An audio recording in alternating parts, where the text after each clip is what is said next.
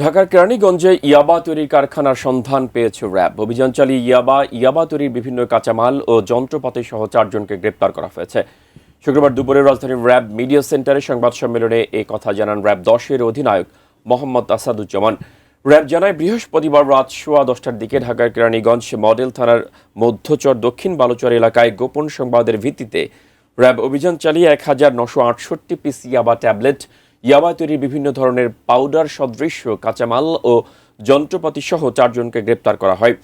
র্যাবের দাবি, গ্রেপ্তার ব্যক্তিরা দীর্ঘদিন ধরে ইয়াবা উৎপাদন ও ব্যবসার সঙ্গে জড়িত। গ্রেপ্তারকৃতরা হলেন মোহাম্মদ আলমগীর, মোহাম্মদ আলী আরমান, মোহাম্মদ শাহজাহান ও সোনিয়া বেগম।